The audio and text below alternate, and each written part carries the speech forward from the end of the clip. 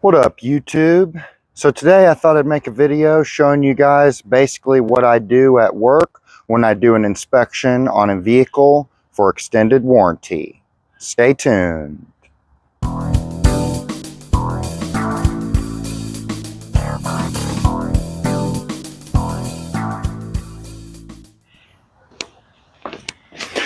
Alright, so when I first arrive at the vehicle, I am going to generally start at one end of the vehicle and I'm going to take a photo of the corner. Then I'm going to walk and I'm going to take a photo of the next corner. I'm also going to get a photo of the license plate. Then I'm going to come up here and we're going to get the next corner, take a photo of that. We're also going to figure out where the tire size is on the tire here, and we're going to snap a photo of that. We're also going to open up the door, and usually on the side of the door here or inside the door jamb here, there's going to be the sticker of the VIN, and there's also going to be a tire sticker in most cases where it's got a yellow kind of color on the sticker. That's going to tell you what the factory tire size is. We're also going to go ahead and get a photo of the mileage. Also, if there is an oil change sticker up here in the corner, we generally get a photo of that.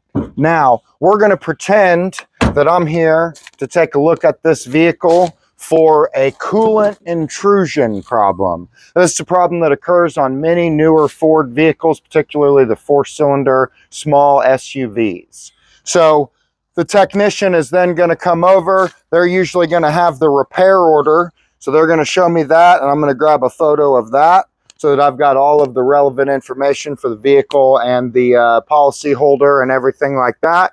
Then the technician is basically going to prove or show to me what the actual problem is without a doubt so that I can confirm that to the warranty company. So they're going to take out a spark plug because we're looking at a coolant intrusion problem. So they're going to take that out. They're going to take a borescope. They're going to put it down in the cylinder, and they're going to show me with the borescope camera that there is actually coolant dripping into the cylinder. Many times they'll pull the coolant reservoir cap off and they'll have to pressurize the system in order to make it do that. And then I will get a photo with my camera of the borescope, and then I will submit that.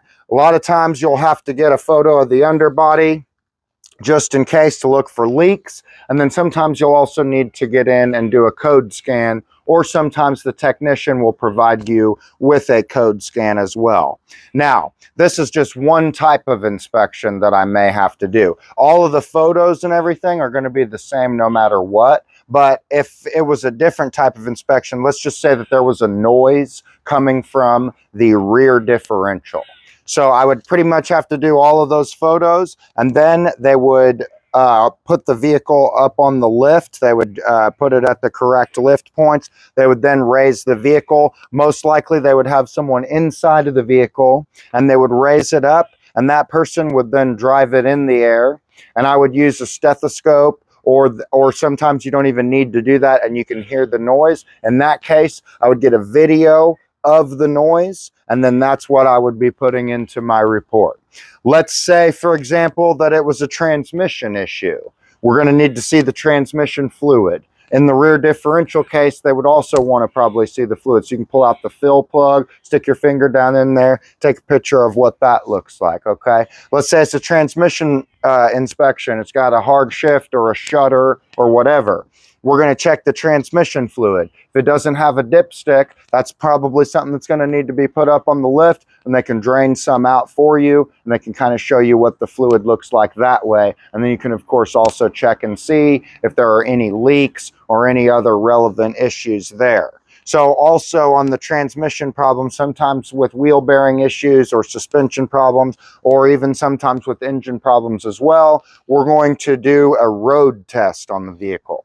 During the road test, we're going to go ahead and do a video of the road test and attempt to catch whatever it is that the vehicle has going on as a symptom will occur during the video. So that's just a few examples of what I might have to do during an inspection.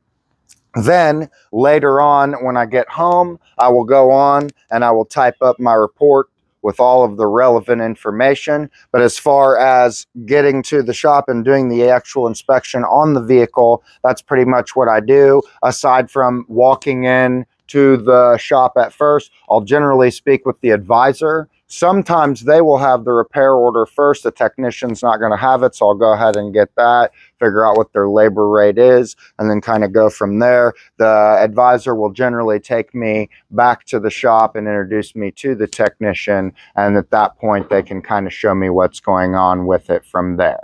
So I hope you all learned something in this sort of demonstration video of what I do when I'm looking at a vehicle for extended warranty.